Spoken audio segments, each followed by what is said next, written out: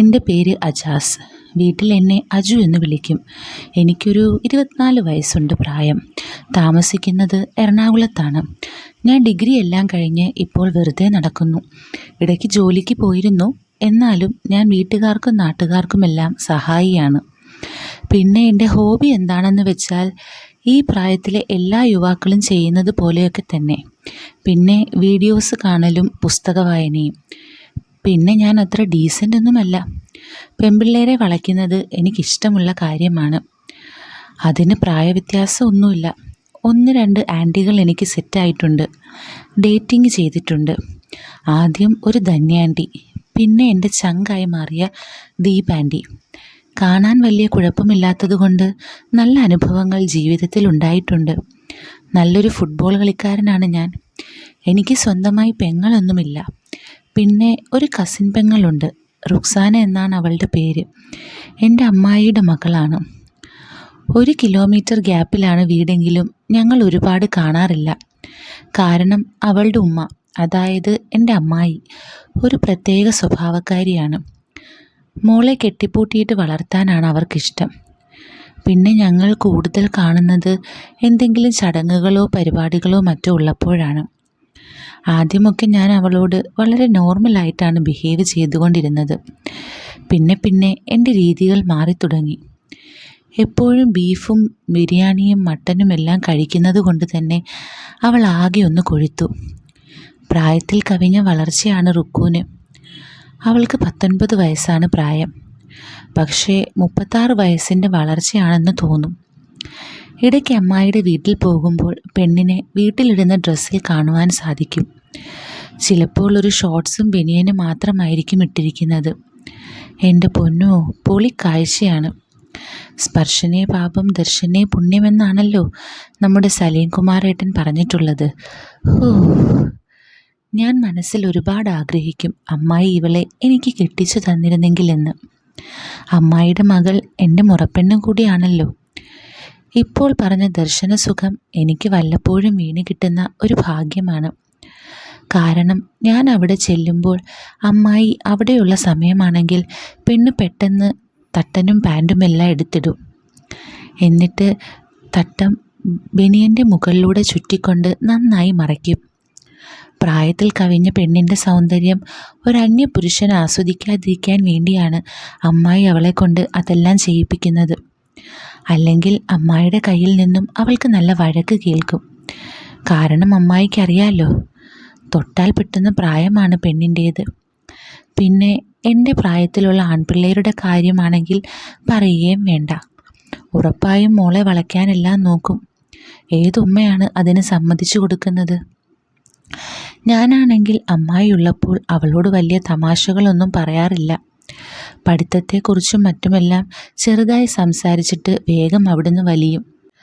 കാരണം ഞാൻ നേരത്തെ പറഞ്ഞതൊക്കെ തന്നെ. അതുകൊണ്ട് തന്നെ എനിക്ക് അമ്മായിയുടെ മുന്നിൽ നല്ല സർട്ടിഫിക്കറ്റാണ്. അവൻ നല്ല പയ്യനാണ് എന്ന് അമ്മായി പലപ്പോഴും പലരോടും പറഞ്ഞിട്ടുണ്ട്. എൻ്റെ മാമ ഗൾഫിലാണ്, അതായത് റുക്സാനയുടെ ബാപ്പ. മാമ ഗൾഫിൽ കിടന്ന് സമ്പാദിക്കുന്ന കാശ് ഇവിടെ ഇരുന്ന് കൈകാര്യം ചെയ്യുന്നതും അമ്മായി തന്നെയാണ്. ഒരാൾക്കും ഒരു 5 പൈസ പോലും അമ്മായി കൊടുക്കാറില്ല. എൻ്റെ വാപ്പ ഒരു ദിവസം അമ്മായിയോട് കുറച്ച് ക്യാഷ് കടം ചോദിച്ചു. ഇവർ കയ്യിൽ കാശ് വെച്ചിട്ടും വാപ്പയുടെ മുഖത്ത് നോക്കി ഇല്ല എന്ന് പറഞ്ഞു. പിന്നെ ഈ കാശെല്ലാം വെച്ച് അമ്മായി ചെയ്യുന്ന നല്ല കാര്യം എന്താണെന്ന് വെച്ചാൽ അവർ നല്ല ഭക്ഷണമെല്ലാം മകൾക്കുണ്ടാക്കി കൊടുത്ത് നല്ല കൊഴുത്ത ചരക്കാക്കി മാറ്റിയിട്ടുണ്ട്. പക്ഷേ ഒരാൾക്കും അതുവഴി പോകാൻ പറ്റാത്ത അവസ്ഥയാണ്. അമ്മായിക്ക് എല്ലാവരെയും സംശയമാണ്.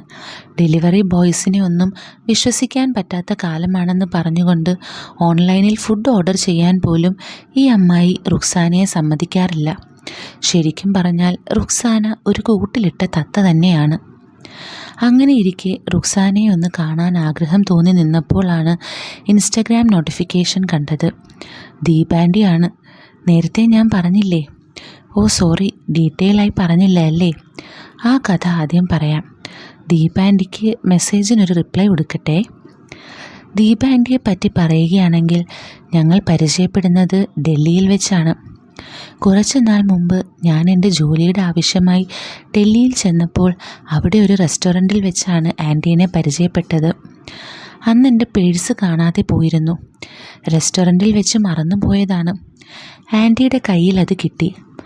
അതെനിക്ക് കൊണ്ട് തന്നപ്പോൾ കാണാതായ പേഴ്സിൻ്റെ കൂടെ ഒരു നല്ല ഫ്രണ്ടിനെയും കിട്ടി എനിക്ക്. ആൻറ്റിക്ക് അവിടെ ഒരു ചെറിയ ഹോം സ്റ്റേ പരിപാടി ഉണ്ടായിരുന്നു. അങ്ങനെ ഞാൻ ഡൽഹിയിലെ ഫുഡ് കഴിച്ച് ബില്ല് പേ ചെയ്യാനായി ഇറങ്ങുമ്പോഴാണ് ആൻറ്റീനെ റെസ്റ്റോറൻറ്റിൽ വെച്ച് കാണുന്നതും പരിചയപ്പെടുന്നതും. ഇല്ലായിരുന്നെങ്കിൽ ആ റെസ്റ്റോറൻറ്റിലെ അടുക്കളയിലെ പാത്രം കഴുകേണ്ടി വന്നേനെ. ഞങ്ങളന്ന് സംസാരിച്ചു. ഞാനൊരു ഹോട്ടലിലാണ് സ്റ്റേ ചെയ്യുന്നതെന്ന് പറഞ്ഞു. ആൻറ്റി പറഞ്ഞു, എനിക്ക് സ്വന്തമായി ഒരു ഹോം സ്റ്റേ ഉണ്ട്, നിനക്ക് താല്പര്യമുണ്ടെങ്കിൽ അവിടെ വന്നോളൂ, അതുപോലെ നല്ല കേരള ഫുഡും ഉണ്ടാക്കിത്തരാം എന്ന് പറഞ്ഞു. ഞാൻ ആൻറ്റിയുടെ ഹോം സ്റ്റേ കാണാനായി പോയി. എനിക്ക് നല്ലൊരു ചായയും സ്നാക്സും തന്നു. ഞാൻ ഹോട്ടലിൽ പോയി ചെക്കൗട്ട് ചെയ്തിട്ട് വരാമെന്ന് പറഞ്ഞു പോയി. അങ്ങനെ അന്ന് ഞാൻ അവിടെ വന്ന് താമസമായി. 3 ദിവസത്തേക്കും കൂടെ ഞാൻ ഡൽഹിയിലുണ്ടായിരുന്നുള്ളൂ. ആ 3 ദിവസം നല്ല അടിപൊളി ഫുഡും കഴിച്ച് അതുപോലെ ആൻറ്റിയായി നല്ല കമ്പനിയായി അവിടെ കൂടി. ആൻറ്റിക്ക് 55 വയസ്സുണ്ട്. ആൻറ്റി നല്ല അടിപൊളിയായിട്ട് സംസാരിക്കും. ഒരുപാട് കാര്യങ്ങൾ ചോദിച്ചു. വീട്ടിലെ കാര്യങ്ങൾ, ഫ്യൂച്ചർ പ്ലാൻ, അങ്ങനെ ഒരുപാട് സംസാരിച്ചു. Anti well സെറ്റിൽഡാണ്. ഹസ്ബൻഡ് ഒരു ആക്സിഡൻറ്റിന് പറ്റി. അതിനുശേഷം അധികം മിണ്ടാറില്ല. പുള്ളി അല്ലെങ്കിലും കുറച്ച് റിസർവ് ടൈപ്പാണ്. ആളുടേതായ ഒരു ലൈഫിൽ ഒതുങ്ങിക്കൂടുന്നു. മക്കളെ എല്ലാം കെട്ടിച്ചു. എല്ലാവരും വിദേശത്താണ്. റിട്ടയർഡ് ലൈഫ് ഹാപ്പി ആയിട്ട് ആഘോഷിക്കുവാണിപ്പോൾ. ഹോബീസായിട്ട് പൂന്തോട്ടം, വൈൻ മേക്കിംഗ്, അങ്ങനെ ഒരുപാട് കാര്യങ്ങൾ ചെയ്യുന്നുമുണ്ട്. അതിൻ്റെ കൂടെ സൈഡായിട്ട് ചെയ്യുന്നതാണ് ഹോം സ്റ്റേ പരിപാടി. അങ്ങനെ ഞാൻ ഡൽഹിയിൽ നിന്നും തിരിച്ചു പോന്നു. അതിനുശേഷം ഡൽഹിയിൽ ആര് പോകുന്നുണ്ടെങ്കിലും ഞാൻ ആൻറ്റിയുടെ നമ്പർ കൊടുത്ത് അവിടെ സ്റ്റേ ചെയ്തോളാൻ പറയും. അങ്ങനെ ആൻറ്റിക്ക് നല്ല ബിസിനസ്സും കിട്ടാൻ തുടങ്ങി. അങ്ങനെ ഞങ്ങൾ കൂടുതൽ കാര്യങ്ങൾ സംസാരിക്കാൻ തുടങ്ങി. പക്ഷേ വേറെ രീതിയിലുള്ള സംസാരങ്ങൾ ഒന്നും തന്നെ ഇല്ലായിരുന്നു. ഞാൻ കാരണം ആൻറ്റിക്ക് ഒരുപാട് ബിസിനസ് കിട്ടിയത് കൊണ്ട് തന്നെ ആ ഒരു സ്നേഹം എപ്പോഴും എന്നോടുണ്ടായിരുന്നു. പിന്നീട് എനിക്ക് ജോലി ആവശ്യത്തിനായി ഇടയ്ക്ക് പോകേണ്ടി വന്നു. വല്ലപ്പോഴും മാത്രം. ഡൽഹിയിലേക്ക് ചെല്ലുന്നത് കുറവായിരുന്നു. എന്നാലും ആൻറ്റി അവധിക്കാലങ്ങളിൽ ഡൽഹിയിലേക്ക് ക്ഷണിക്കും. ഇനി ആൻറ്റിയെപ്പറ്റി പറയുകയാണെങ്കിൽ ആൾ ഇരുനിറമാണ്. പക്ഷേ സംസാരം കൊണ്ടും പേഴ്സണാലിറ്റി കൊണ്ടും നമുക്ക് ആളോടൊരു ബഹുമാനം തോന്നും. അത്രയ്ക്ക് നല്ല ക്യാരക്ടറാണ് ആൻറ്റിയുടെ. 55 വയസ്സുണ്ടെങ്കിലും ഒട്ടും ഉടവ് തട്ടാത്ത നല്ല ഷേപ്പുള്ള ബോഡിയാണ് ആൻറ്റിയുടെ. അത് ആൻറ്റിയുടെ ജീവിത രീതി കൊണ്ട് മെയിൻറ്റെയിൻ ചെയ്തെടുക്കുന്നതാണ്. പിന്നെ ഹസ്ബൻഡ് ആക്സിഡൻ്റായി കിടക്കുമല്ലേ. അങ്ങനെ ഫോണിൽ കൂടെ മാത്രം വല്ലപ്പോഴും അന്വേഷിച്ചു കൊണ്ടിരുന്ന ഞങ്ങൾ ഒരു തവണ എനിക്ക് ഡൽഹിയിൽ ചെല്ലേണ്ട ഒരാവശ്യം വന്നു. അന്ന് ആൻറ്റീനെ കോണ്ടാക്ട് ചെയ്തിട്ട് ഞാൻ അവിടേക്ക് ചെന്നു. ആൻറ്റിക്ക് എന്നെ കണ്ടതും ഒരുപാട് സന്തോഷമായി. കാര്യം എന്നെ 2 വർഷത്തിന് ശേഷമാണ് കാണുന്നത്. ഫോണിൽ കൂടെ വല്ല കാലത്തും വിളിച്ച് വിവരങ്ങൾ അന്വേഷിക്കും എന്നതിലുപരി നേരിട്ട് കാണുന്നത് 2 വർഷങ്ങൾ കഴിഞ്ഞാണ്. നീ അങ്ങ് വലിയ ചെക്കനായി പോയല്ലോ, അന്നിവിടെ വന്നപ്പോൾ പൊടി പയ്യനായിരുന്നു എന്നൊക്കെ പറഞ്ഞായിരുന്നു ആൻറ്റിയുടെ സ്വീകരണം. എല്ലാം റെഡിയാക്കി വെച്ചിട്ടുണ്ടായിരുന്നു. അങ്ങനെ അവിടെ നിന്ന് സംസാരിച്ചു. വൈകുന്നേരം കപ്പയും മീൻകറിയും ഒക്കെ തന്നു. അതിനുശേഷം ഞാൻ യാത്രാക്ഷീണം മാറ്റാനായി കുറച്ചു നേരം ഉറങ്ങി. ഒരു 7 മണിയായപ്പോൾ ആൻറ്റി എന്നെ വിളിച്ചുണർത്താനായി വന്നു. അങ്ങനെ ഞങ്ങൾ അവിടെ ഇരുന്ന് കുറേ നേരം സംസാരിച്ചു. അങ്കിൾ ആ ടൈമിൽ പുറത്ത് നടക്കാനായി പോയേക്കുമായിരുന്നു. അങ്ങനെ ആൻറ്റിയുടെ വിശേഷങ്ങളെല്ലാം അന്വേഷിച്ചു. എന്നും ഒരേ വിശേഷം തന്നെ. പൂന്തോട്ടം നോക്കുക, അങ്കിളിനെ നോക്കുക, അങ്ങനെയുള്ള കാര്യങ്ങൾ തന്നെ. അപ്പോൾ ഞാൻ തമാശ രൂപേണയായി ആൻറ്റിയോട് പറഞ്ഞു, ഡൽഹിയിലല്ലേ താമസിക്കുന്നത് ആൻറ്റി, ഡേറ്റിംഗ് വെബ്സൈറ്റിലേക്ക് കയറി ചുമ്മാ പുതിയ ആൾക്കാരെയൊക്കെ കണ്ട് സംസാരിക്കത്തില്ലായിരുന്നോ എന്ന് ചോദിച്ചു. അപ്പോൾ ആൻറ്റി പറഞ്ഞു, പിന്നെ ഈ പ്രായത്തിലേ ഒന്ന് പോടാ ചെക്ക.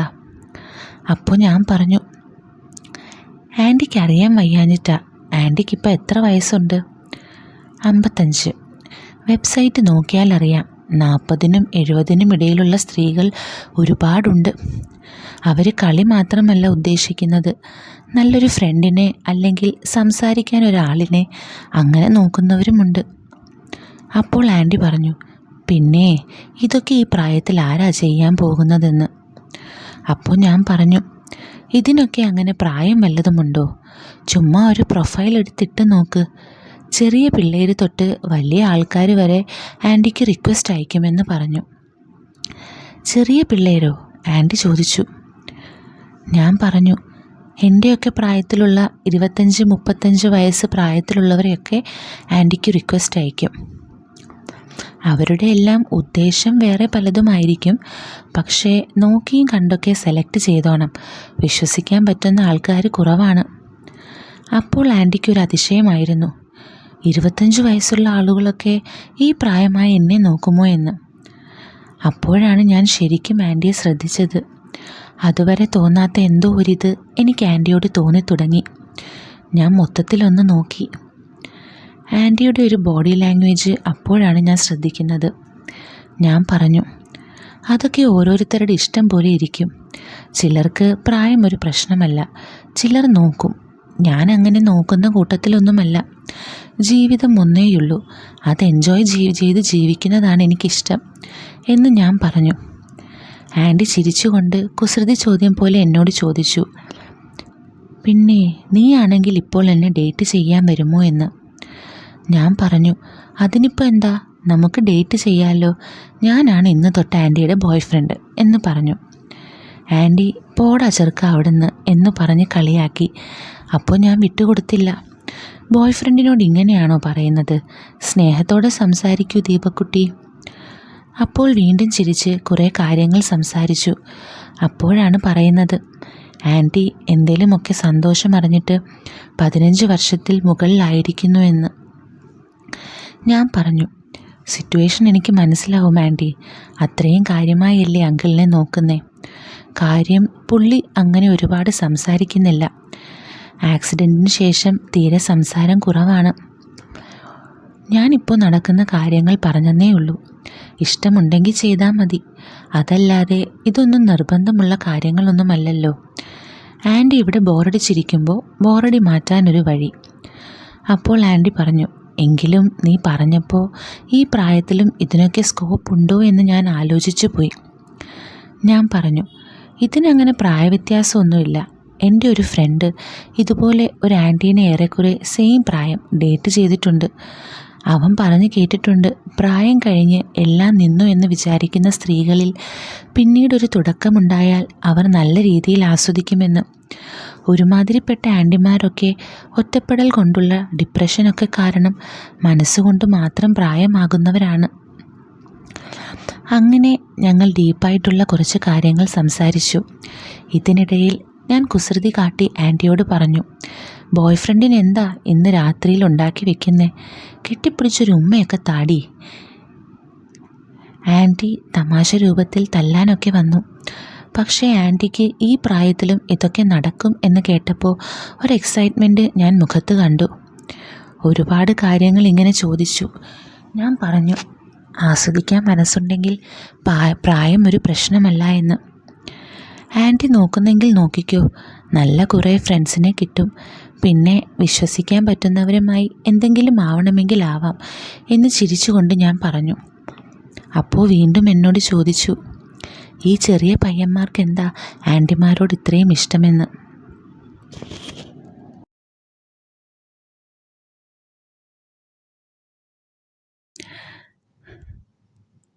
ആൻറ്റിമാരിൽ കുറേ പേരുണ്ട്, എനിക്ക് കേട്ടറിവാണ്, സ്നേഹം ലഭിക്കുന്നില്ല എന്ന്. പിന്നെ അവരുടെ പ്രശ്നങ്ങൾ കേൾക്കാൻ ആളില്ലാത്തതും ഓപ്പണായി പറയാൻ നല്ലൊരു സുഹൃത്തില്ലാത്തതുമാണ് പലർക്കും പ്രശ്നം എന്നെനിക്ക് തോന്നിയിട്ടുണ്ട്. ഈ ഒരവസ്ഥ ഞങ്ങളിൽ ചില ചെക്കന്മാർക്കുമുണ്ട്. ആത്മാർത്ഥമായി പ്രണയിക്കാൻ ചിലപ്പോൾ പെൺപിള്ളേരെ കിട്ടില്ല. പക്ഷേ വേറെ പലതിനും റെഡിയാണ് ഇന്നത്തെ പെൺപിള്ളേരിൽ പലരും. എല്ലാവർക്കും പണം മാത്രം മതി എന്ന പോലെയാണ്. ഞങ്ങളെപ്പോലുള്ള ചില ആൺകുട്ടികളും സ്നേഹിക്കാനും സ്നേഹിക്കപ്പെടാനും മനസ്സുകൊണ്ട് കൊതിക്കുന്നവരാണ്. സൗഹൃദം എന്നത് മനോഹരമായൊരനുഭൂതിയാണ്. അതിൽ തന്നെ ഒരാൾക്ക് പ്രിയപ്പെട്ടതാവുക എന്നത് പറഞ്ഞറിയിക്കാൻ കഴിയാത്ത അനുഭവമാണ്. പിന്നെ ആൻറ്റിമാർ ആകുമ്പോൾ ഒരു പ്രത്യേക ലുക്കും ഫീലുമൊക്കെ, അതുപോലെ ആഗ്രഹങ്ങളും. അത് കേട്ടതും ആൻറ്റി പൊട്ടിച്ചിരിച്ചു. അപ്പോൾ ഞാൻ വീണ്ടും തമാശ രൂപേണ പറഞ്ഞു, എന്താ കള്ളി ഇങ്ങനെ ചിരിക്കുന്നത്? അപ്പോൾ എന്നെ തല്ലാനായി ആൻറ്റി മുന്നോട്ടാഞ്ഞതും കാല് തെന്നി എൻ്റെ ദേഹത്തേക്ക് വീണു. ആൻറ്റി ആകെ വെപ്രാളപ്പെട്ട് എഴുന്നേറ്റു. ആൻറ്റിക്ക് പെട്ടെന്ന് എന്ത് ചെയ്യണമെന്നറിയത്തില്ല. എന്നോട് പോയി കുളിച്ചിട്ട് വാ, ഭക്ഷണം കഴിക്കാമെന്ന് പറഞ്ഞ് റൂമിലേക്ക് പോയി. ഞാനും ആകെ എന്തോ പോലെ ആയിപ്പോയി ആൻറ്റി പെട്ടെന്ന് അങ്ങോട്ട് പോയപ്പോൾ. അതിനുശേഷം ഭക്ഷണം കഴിച്ചപ്പോഴൊക്കെ അങ്കിളും ഉണ്ടായിരുന്നു. ഞങ്ങൾ നോർമലായി എല്ലാ കാര്യങ്ങളും സംസാരിച്ച് ചിരിച്ച് കളിച്ച് അവിടെ വിശേഷങ്ങൾ പറഞ്ഞിരുന്നു. ശേഷം ഗുഡ് നൈറ്റ് പറഞ്ഞ് ഞാനും റൂമിലേക്ക് വന്നു. ഒരു 10 മണിയായപ്പോൾ ആൻറ്റിയുടെ മെസ്സേജ് വന്നു. എടാ, നീ ഉറങ്ങിയോ? ഞാൻ പറഞ്ഞു, ഇല്ല ആൻറ്റി, എന്തു പറ്റി? ആൻറ്റി പറഞ്ഞു, ഓ ഒന്നുമില്ലടാ, ചുമ്മാ അയച്ചതാ. അപ്പോൾ ഞാൻ ചോദിച്ചു, എന്താ പരിപാടി? ഡേറ്റിംഗ് ആപ്പിൽ അങ്കിൾമാരെ സെർച്ച് ചെയ്യുകയാണോ? ആൻറ്റി, പോടാ അവിടുന്ന്, നിനക്ക് നല്ല അടി തരും. ഞാൻ പറഞ്ഞു, അതെനിക്ക് കുറച്ച് മുന്നേ കിട്ടിയായിരുന്നല്ലോ, അങ്ങനെയാണെങ്കിൽ ഇനിയും തന്നോളൂ. ആൻറ്റി, എടാ സോറി, എൻ്റെ കാല് തെന്നിയപ്പോൾ അറിയാതെ വീണതാ. ഞാൻ, അത് സാരമില്ല, ഇനിയും വീഴാൻ ഞാൻ പ്രാർത്ഥിക്കാം. ആൻറ്റി, ഈ ചെക്കൻ്റെ കാര്യം, പോയി കിടന്നുറങ്ങടാ. ഞാൻ പറഞ്ഞു, ഓ ഞാൻ പൊക്കോളാവേ, ഞാൻ പോയാലല്ലേ സൈറ്റിൽ കയറി അങ്കിൾമാരെ സെർച്ച് ചെയ്യാൻ പറ്റുള്ളൂ. എന്നെ ബോയ് ഫ്രണ്ടായിട്ടൊന്നും വേണ്ടല്ലോ, ഞാൻ പോവുക.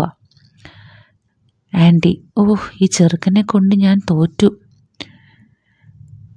ഞാൻ നിൻ്റെ ദേഹത്തേക്ക് വീണത് എനിക്ക് പെട്ടെന്ന് എന്താ ചെയ്യേണ്ടതെന്ന് അറിയാണ്ടായിപ്പോയി. അതുകൊണ്ടാണ് ഞാൻ പെട്ടെന്ന് റൂമിൽ നിന്നും പോയത്. ഞാൻ പറഞ്ഞു, എനിക്കും പെട്ടെന്ന് ആൻറ്റി പോയപ്പോൾ ഒരു വല്ലായ്ക തോന്നി. ഞാൻ ചെയ്തത് ഇന്ന് ഇഷ്ടമായില്ല എന്ന്. ആൻറ്റി, ഇഷ്ടക്കുറവിൻ്റെ അല്ലടാ, ഈ പ്രായത്തിൽ ഇനി അതൊന്നും ശരിയാവില്ല. ഞാൻ, ആൻറ്റി, ലൈഫ് ഒന്നേ ഉള്ളൂ. ആൻറ്റിക്ക് എൻജോയ് ചെയ്ത് ജീവിക്കാനുള്ള എല്ലാ അവകാശവുമുണ്ട്. Anti റിട്ടയർഡായി well സെറ്റിൽഡാണ്. മക്കളുടെ കാര്യങ്ങളെല്ലാം തീർന്നു. ഇനി ഇഷ്ടമുള്ള പോലെ പരാതികളില്ലാതെ ജീവിക്കുക. ഞാൻ ആൻറ്റീനെ ഒരു കാര്യത്തിനും ഫോഴ്സ് ചെയ്യുന്നതല്ല. ഇത്രയും നാൾ ഞാൻ ആൻറ്റീനെ വേറൊരു രീതിയിൽ കണ്ടിട്ടുമില്ല. പക്ഷേ ഇന്നെല്ലാം സംസാരിച്ച് കഴിഞ്ഞപ്പോൾ എനിക്ക് ആൻറ്റിയോട് അട്രാക്ഷൻ തോന്നി. ആൻറ്റി, പോടാ, നിനക്ക് എന്നോട് അട്രാക്ഷൻ തോന്നാനും മാത്രം എന്തുവാ ഉള്ളത്? അട്രാക്ഷൻ തോന്നാൻ നിനക്ക് എന്നെപ്പോലുള്ള ഈ കിളവിയെ കിട്ടിയുള്ളൂ. ഞാൻ, ആൻറ്റി, ഇത്രയും നാൾ ഞാൻ ആൻറ്റീനെ വേറൊരു രീതിയിലും കണ്ടിട്ടില്ല. ഒരു ബഹുമാനമായിരുന്നു. ബഹുമാനം ഇപ്പോഴും ഉണ്ട്. എന്നാൽ ഇന്ന് നമ്മളെല്ലാം സംസാരിച്ച് ആൻറ്റിയുടെ കാര്യങ്ങളൊക്കെ കേട്ടപ്പോൾ ഞാൻ ആൻറ്റീനെ ശ്രദ്ധിച്ചു. എന്ത് ശ്രദ്ധിച്ചു? എല്ലാ കാര്യങ്ങളും. ആൻറ്റി, എന്താ ഇത്ര ശ്രദ്ധിക്കാനുള്ളത്? ഞാൻ രണ്ടും കൽപ്പിച്ചങ്ങ് പറഞ്ഞു. ആൻറ്റി ഈ പ്രായത്തിലും സൂപ്പറാണ് കാണാൻ. ആൻറ്റി, എന്തൊക്കെയാണ് ഈ ചെക്കൻ പറയണേ? നീ എന്നെ കളിയാക്കാതെ പോയേ. ഞാൻ, ആൻറ്റി, ഞാൻ സത്യമാണ് പറഞ്ഞത്. ആൻറ്റി വേണമെങ്കിൽ കണ്ണാടിയുടെ മുന്നിൽ പോയി ഒന്ന് ഷേപ്പൊക്കെ നോക്ക്. നല്ല നല്ല ഡ്രസ്സിങ്ങിൽ ആൻറ്റി വന്നാൽ ആർക്കും ക്രഷ് അടിച്ചു പോകും ആൻറ്റിയോട്. അതുകൊണ്ടാണ് എനിക്കും അങ്ങനെ ഒരു അട്രാക്ഷൻ തോന്നിയത്. കുറച്ചു നേരം ആൻറ്റി ഒന്നും മിണ്ടിയില്ല. ഞാൻ വീണ്ടും മെസ്സേജ് അയച്ചു. ആൻറ്റി ഉറങ്ങിപ്പോയോ? ആൻറ്റി, ഇല്ല, ഞാൻ ആലോചിക്കുകയായിരുന്നു. ഓരോ കാര്യങ്ങൾ നീ പറഞ്ഞത് ശരിയാണ്. ലൈഫ് ഒന്നേ ഉള്ളൂ. പക്ഷേ ഞാൻ, ഒരു പക്ഷേയുമില്ല. ആൻറ്റിക്ക് ഇതൊക്കെ എൻജോയ് ചെയ്യാൻ പറ്റും. സംശയമുണ്ടോ? ആൻറ്റി, എനിക്കറിയില്ല. ഞാനിങ്ങനെ ഒന്നും ആലോചിച്ചിട്ട് പോലുമില്ല. ആൻറ്റി മെസ്സേജ് അയച്ചു. പോടാ, പോയി കിടന്നുറങ്ങാൻ നോക്ക്. സമയം ഒരുപാടായി. ശരി, എന്നാൽ ഗുഡ് നൈറ്റ്. ഞാൻ അല്പം നിരാശയോടെ പറഞ്ഞു. ആ സൂപ്പർ, വിളിച്ചു വരുത്തി ഇലയിട്ടിട്ട് ചോറില്ല എന്ന് പറഞ്ഞ പോലെയായി. എന്തായാലും കൊള്ളാം, ഗുഡ് നൈറ്റ്. ആൻറ്റി ചിരിക്കുന്ന ഒരു സ്മൈലി അയച്ചിട്ട് പോയി. ഞാനാണെങ്കിൽ ആൻറ്റിയോട് സംസാരിച്ച് നല്ല മൂഡിലായിരിക്കുകയായിരുന്നു. എന്നാൽ പിന്നെ എന്തെങ്കിലും കണ്ട് ഒന്ന് നേരം കളഞ്ഞേക്കാമെന്നോർത്ത് ഫോണിൽ കുത്തിക്കൊണ്ടിരുന്നപ്പോൾ ഡോറിൽ ഒരു തട്ടൽ കേട്ടു. ഞാൻ തുറന്നപ്പോൾ ആൻറ്റി ഡോറിൻ്റെ ഫ്രണ്ടിൽ. എനിക്ക് മനസ്സിൽ എന്തെന്നില്ലാത്ത സന്തോഷമായിരുന്നു. ഞാൻ ചോദിച്ചു എന്തു പറ്റിയെന്ന്. അപ്പോൾ പറഞ്ഞു, ഒന്നുമില്ല, ഉറക്കം വന്നില്ല. നീ ഉറങ്ങിയില്ലല്ലോ, അതുകൊണ്ട് ചുമ്മാ താഴത്തേക്ക് വന്നതാണ്. അങ്ങനെ ഞങ്ങൾ വീണ്ടും ബെഡിൽ വന്നിരുന്നു. വീണ്ടും ഞങ്ങൾ സംസാരം തുടർന്നു. ആൻറ്റി ഒരു നൈറ്റി ആയിരുന്നു വേഷം. ആൻറ്റിയെ കണ്ടപ്പോൾ തന്നെ എനിക്ക് എന്തോ ഒരു സന്തോഷം തോന്നി. പക്ഷേ ഞാനത് മുഖത്ത് കാണിച്ചില്ല. വീണ്ടും ഞങ്ങൾ പഴയ ടോപ്പിക്കിലേക്ക് തന്നെ വന്നു. ആൻറ്റി ചോദിച്ചു, നിനക്കെങ്ങനെയാ ഇതൊക്കെ അറിയാവുന്നേ? നീ ഇതിനു മുന്നേ ആരെയെങ്കിലുമായി ഡേറ്റ് ചെയ്തിട്ടുണ്ടോ? ഞാൻ പറഞ്ഞു, ഉണ്ട്. എൻ്റെ ആദ്യത്തെ ഡേറ്റിങ് ഒരു 47 വയസ്സുള്ള ഒരു ആൻറ്റിയുമായിട്ടായിരുന്നു. പേര് ധന്യ. ആൻറ്റി എന്നെ മിഴിച്ചു നോക്കി. ഞാൻ തുടർന്നു, ആ ആൻറ്റിയുടെ ഹസ്ബൻഡ് ഭയങ്കര വർക്കഹോളിക് ആയിരുന്നു. കെയറിങ് ഒന്നുമില്ല. കുറച്ചു നേരം സംസാരിക്കുക കൂടിയില്ല. ധന്യ ആൻറ്റി ആണെങ്കിൽ എല്ലാവരുമായി സോഷ്യലായി ഇടപഴകുന്ന ആളാണ്. അങ്കിൾ റിസർവ്ഡ് ടൈപ്പാണ്. ഞങ്ങൾ കൂട്ടായി ശരിക്കും എൻജോയ് ചെയ്തു. ദൂരെയുള്ള ബീച്ചിൽ പോയി, സിനിമ കാണാൻ പോയി. ശരിക്കും കാമുകന്മാരെ പോലെ കടൽ തീരത്തിരുന്ന് കടല കുറിച്ചു. അങ്ങനെ ഒരുപാട് കാര്യങ്ങൾ ചെയ്തു. ഇടയ്ക്ക് സമയം കിട്ടുമ്പോൾ ആൻറ്റി എന്നെ ഇപ്പോഴും വിളിക്കാറുണ്ട്. ആൻറ്റിയുടെ മുഖം എന്തു പറയണമെന്നറിയാതെ എന്തോ ആലോചിച്ചു കൊണ്ടിരുന്നു. ഞാൻ തട്ടി വിളിച്ചു, ഇത് ഏത് ലോകത്താ എന്ന് ചോദിച്ചു. ആൻറ്റി പറഞ്ഞു, ഒന്നുമില്ലടാ, ഞാൻ ഓരോന്ന് ആലോചിച്ചിരുന്നതാ. ഞാനൊരു കാര്യം ചോദിച്ചാൽ സത്യം പറയുമോ? എന്താടാ? ആൻറ്റി ചോദിച്ചു. ആൻറ്റിക്ക് ഞാനുമായി ഡേറ്റിങ് ചെയ്യണമെന്ന് തോന്നുന്നുണ്ടോ? നീ പോടാ അവിടുന്ന്, അങ്ങനെയൊന്നുമില്ല. നീ എൻ്റെ മക്കളേക്കാൾ ഇളയതാ. ഞാൻ, പ്രായമാണ് പ്രശ്നം, അല്ലാതെ ആഗ്രഹത്തിന് കുറവൊന്നുമില്ലല്ലേ? ആൻറ്റി, പോടാ, അങ്ങനെയൊന്നുമില്ല. ഞാൻ, ആൻറ്റി, പ്രായത്തിൻ്റെ പ്രശ്നം നോക്കണ്ട, ഞാൻ നിർബന്ധിക്കുന്നുമില്ല. പക്ഷേ ആൻറ്റി ഇപ്പോൾ സ്വയം ഒന്ന് ചോദിച്ചു നോക്കിയാൽ അറിയാം ആൻറ്റിയുടെ ആഗ്രഹം എന്തുമാത്രമുണ്ടെന്നുള്ളത്. ആൻറ്റി, നീ പറഞ്ഞത് ശരിയാ. എനിക്ക് ആകെ മൊത്തം ബോഡിയിൽ ഒരു ചേഞ്ച് തോന്നുന്നുണ്ട്. എനിക്കറിയില്ല എന്താ ചെയ്യേണ്ടതെന്ന്. ഞാൻ പറഞ്ഞു, ആൻറ്റി പേടിക്കൊന്നും വേണ്ട. ഇതെല്ലാം കേട്ടപ്പോൾ ആൻറ്റിക്കുള്ളിലൊരു തോന്നലുണ്ടായി. പക്ഷേ മക്കളേക്കാൾ പ്രായം കുറഞ്ഞ ഒരാളുടെ കൂടെയാണല്ലോ ഇതെല്ലാം പറയുന്നത് ആലോചിച്ചപ്പോൾ ഉള്ളൊരു ബുദ്ധിമുട്ടാണ്. എനിക്ക് ഓക്കെയാണ്. ആൻറ്റിക്ക് ബുദ്ധിമുട്ടാണെങ്കിൽ ചെയ്യണ്ട. അല്ലെങ്കിൽ റൂമിൽ പൊക്കോ, അവിടെ പോയിരുന്ന് എന്തെങ്കിലുമൊക്കെ ചെയ്ത് നോക്ക്. ഞാൻ എന്തിനും ഓക്കെയാണ്. ആൻറ്റി പറഞ്ഞു, നീ പറയുന്നതൊക്കെ എനിക്ക് മനസ്സിലാവുന്നുണ്ട്. പക്ഷേ എനിക്കിതൊന്നും പറ്റില്ല. എന്തോ ആകെ ഒരു ബുദ്ധിമുട്ട് പോലെ. ഇത് പറയുമ്പോൾ ആൻറ്റിയുടെ ശ്വാസഗതി കൂടുന്നുണ്ടായിരുന്നു. പെട്ടെന്ന് ഉമ്മാടെ അജു എന്ന് വിളി വന്നു. ഞാൻ ഓർമ്മകളിൽ നിന്നുണർന്നു. ഒരു കാര്യമുണ്ട്. മാമ ഗൾഫിൽ നിന്നും നാട്ടിലോട്ട് വന്ന ഒരു കൂട്ടുകാരൻ്റെ കയ്യിൽ കുറച്ച് സാധനങ്ങൾ കൊടുത്തു വിട്ടിരുന്നു. അയാളുടെ വീട് കോഴിക്കോടാണ്. വേറെ ആരെയെങ്കിലും ഈ സാധനം മേടിക്കാൻ പറഞ്ഞു വിട്ടാൽ അതിൻ്റെ ഒരു പങ്ക് അവർക്കും കൊടുക്കേണ്ടി വരുമല്ലോ എന്ന കാരണത്താൽ അമ്മായി തന്നെ ആ സാധനങ്ങൾ മേടിക്കാൻ വെളുപ്പിനെ പുറപ്പെട്ടു. ആര് വന്നാലും വാതിൽ തുറക്കരുത്, എന്തുണ്ടെങ്കിലും അപ്പോൾ തന്നെ വിളിക്കണം. അങ്ങനെ 100 കൂട്ടം കാര്യങ്ങൾ പറഞ്ഞു കൊടുത്തിട്ടാണ് റുക്സാനയെ വീട്ടിൽ തനിച്ചാക്കിക്കൊണ്ട് അമ്മായി എവിടെയെങ്കിലും പോകുന്നത്.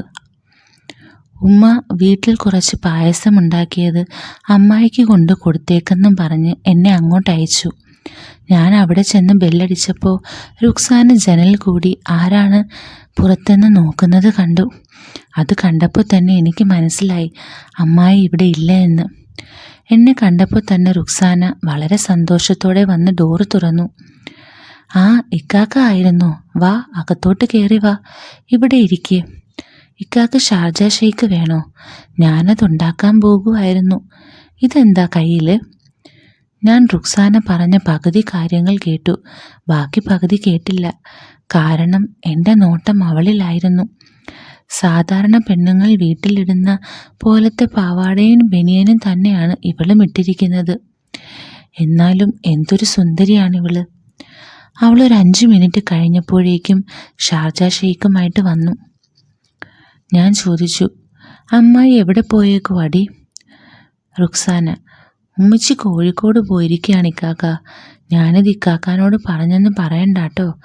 ആരെങ്കിലും വീട്ടിൽ വന്നു കഴിഞ്ഞാൽ ഉമ്മച്ചി സാധനങ്ങൾ മേടിക്കാൻ മാർക്കറ്റിൽ പോയിരിക്കുകയാണ്, കുറച്ച് കഴിയുമ്പോൾ തന്നെ വരും എന്നൊക്കെ പറയാനാണ് എന്നോട് പറഞ്ഞിരിക്കുന്നത്. ഉമ്മച്ചി ഇനി വരുമ്പോൾ എന്തായാലും രാത്രിയാവും. ഇക്കാക്ക വന്നത് നന്നായി. ഞാൻ ആരും മിണ്ടാനില്ലാതെ ബോറടിച്ചിരിക്കുകയായിരുന്നു. ഇത്രയും കേട്ടപ്പോൾ തന്നെ എൻ്റെ മനസ്സിൽ ലഡ്ഡു പൊട്ടി. ഇന്ന് മുഴുവൻ ഇവളുടെ കൂടെ ഇരുന്ന് കൊച്ചു വർത്താനങ്ങൾ പറയാം. എല്ലാം കൺകുളിർക്കെ കണ്ട് ആസ്വദിക്കാമെന്ന് ആലോചിക്കുമ്പോൾ തന്നെ കുളിര് കോരുന്നു. എന്തൊക്കെയായാലും ഇവളെ കിട്ടുന്നവൻ്റെ ഭാഗ്യമാണ്.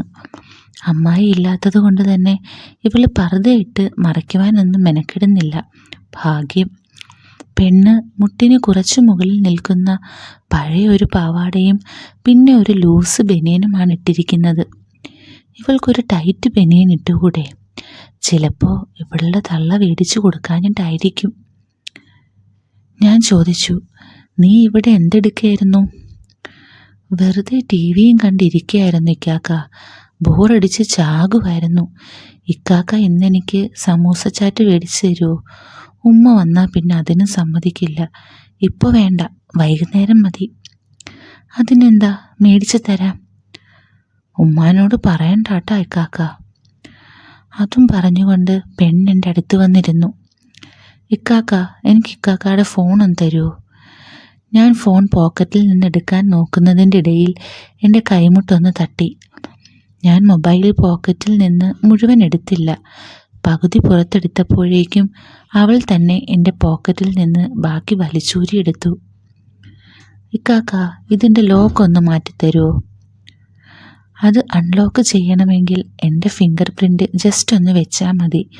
പക്ഷേ ഞാൻ എൻ്റെ കൈ അവളെ മുട്ടിച്ചുകൊണ്ട് അതിൻ്റെ പാറ്റേൺ അടിച്ചുകൊണ്ട് അൺലോക്ക് ചെയ്തു. ഞാൻ അങ്ങനെ മുട്ടിയിട്ടും പെണ്ണതത്ര കാര്യമാക്കുന്നില്ല.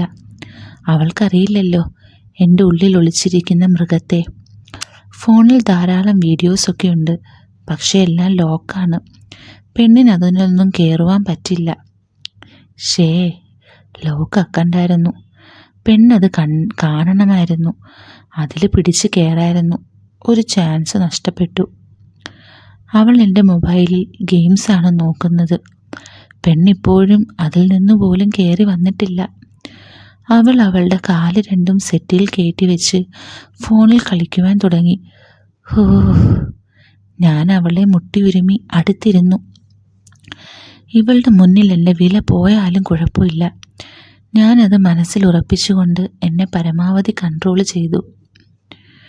ഞാൻ ചോദിച്ചു, നിനക്ക് ഒരുമാതിരി ജയിൽവാസമാണല്ലേ ഇവിടെ? പറയാനുണ്ടോ? മടുത്തു ഇക്കാക്ക. ഇക്കാക്കാനോട് തന്നെ ഇങ്ങനെ സംസാരിച്ചിട്ട് എത്ര നാളായി. ആകെ ഒന്ന് പുറത്തു പോകുന്നത് പഠിക്കാൻ പോകുമ്പോഴാണ്.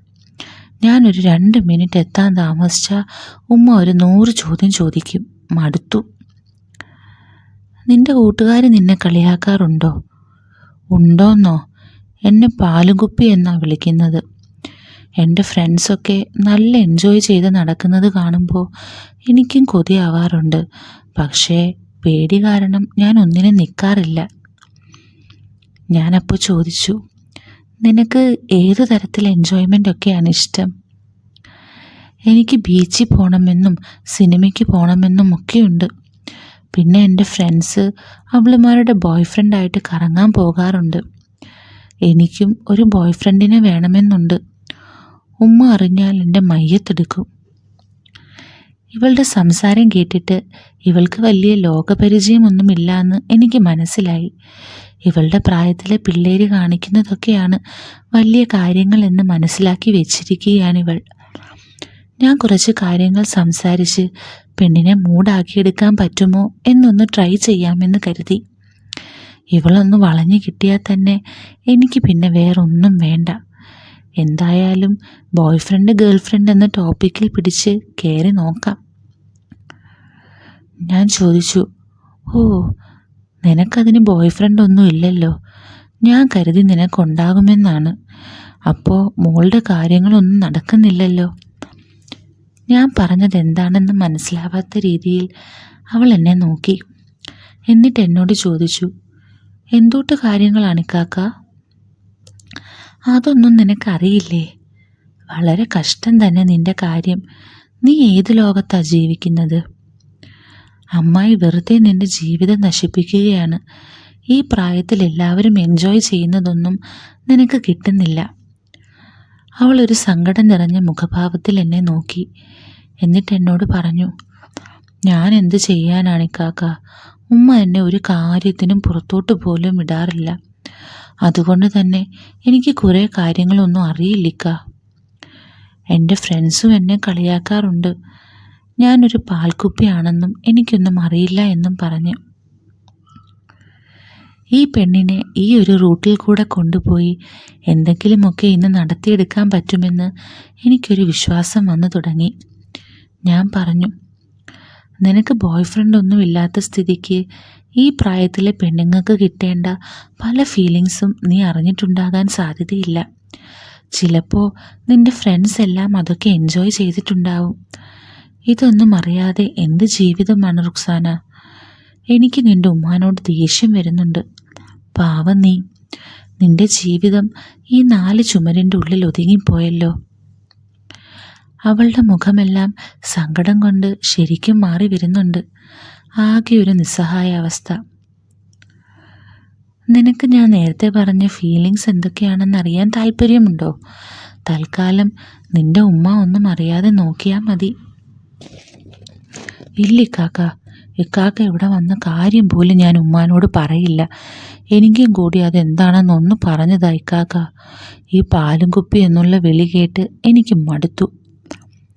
അത് കേട്ടപ്പോൾ തന്നെ എൻ്റെ ഉള്ളിലെ മൃഗം ഉണർന്നു. ഈ ഒരു കാര്യം വെച്ച് ഇന്ന് ഞാൻ മുതലെടുക്കും, ഞാൻ മനസ്സിൽ കരുതി. ഞാൻ പറഞ്ഞു, ഞാൻ നിനക്ക് കുറച്ച് കാര്യങ്ങൾ പറഞ്ഞും ചെയ്തും കാണിച്ചുമെല്ലാം മനസ്സിലാക്കി തരാം. അല്ലാതെ ഇപ്പോൾ വേറെന്ത് ചെയ്യാനാ? അല്ലെങ്കിൽ നീ ജീവിതകാലം മൊത്തം ഒരു പാൽക്കുപ്പി തന്നെ ആയിപ്പോകും.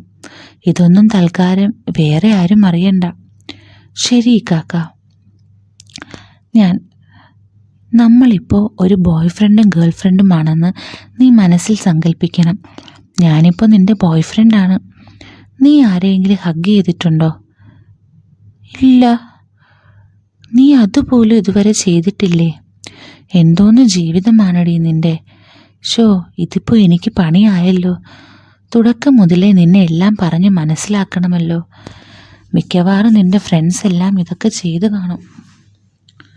ശരിയാണ് ഇക്കാക്ക. എൻ്റെ ഒരു ഫ്രണ്ട് എന്നോട് പറഞ്ഞിട്ടുണ്ട്, അവൾ അടുത്തുള്ള ഒരു പയ്യനെ കിസ്സടിച്ചിട്ടുണ്ടെന്ന്. നിൻ്റെ പ്രായത്തിലുള്ള പിള്ളേര് എം വരെ അടിക്കുന്നു. അപ്പോഴാ. അതെന്താ ഇക്കാക്ക എം? ഒന്നുമില്ല, എല്ലാം മായ്ച്ചുകളാ. ആദ്യം ബാലപാഠങ്ങൾ പഠിക്കും, എന്നിട്ട് ഡിഗ്രിയുടെ ടോപ്പിക്ക് പഠിക്കാം. ഞാൻ പറഞ്ഞു. റുക്സാന പറഞ്ഞു, എന്നാലും എൻ്റെ കൂട്ടുകാരൊക്കെ ലൈഫ് എൻജോയ് ചെയ്യുന്നത് കാണുമ്പോൾ ഞാനും അത് തന്നെയാണ് പറഞ്ഞത്.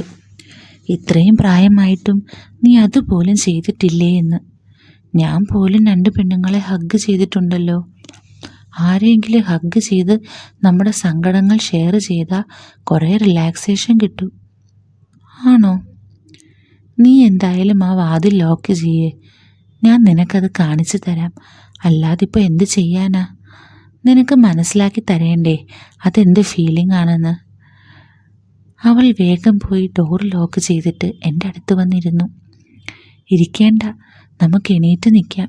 അതാണ് നിന്നെ പറഞ്ഞ് മനസ്സിലാക്കി തരാനും പഠിപ്പിക്കാനും എളുപ്പം. ശരി. ഞാൻ പറഞ്ഞു, ഇങ്ങോട്ട് വാ, നന്നായിട്ട് എൻ്റെ അടുത്ത് വന്ന് നിൽക്ക്. അപ്പോൾ ഈ സ്റ്റോറിയുടെ ബാക്കി പോർഷൻ ടെലഗ്രാമിലുണ്ട്. എല്ലാവരും അത് കയറി നോക്കുക. എന്നിട്ട് നിങ്ങൾക്കത് ഇഷ്ടപ്പെടുകയാണെങ്കിൽ ഈ വീഡിയോയുടെ താഴെ അത് കമൻറ്റ് ചെയ്യുക, വീഡിയോ ലൈക്ക് ചെയ്യുക. പിന്നെ അതുപോലെ തന്നെ നമ്മുടെ ചാനൽ കാണുന്നവർ സബ്സ്ക്രൈബ് ചെയ്യാൻ മറക്കരുത്. ആ സബ്സ്ക്രൈബ് ബട്ടൺ കൂടെ ഒന്ന് ക്ലിക്ക് ചെയ്യുക. അപ്പോൾ നമുക്കുടനെ വേറൊരു വീഡിയോ ആയിട്ട് കാണാം. Good night with love, Aleena.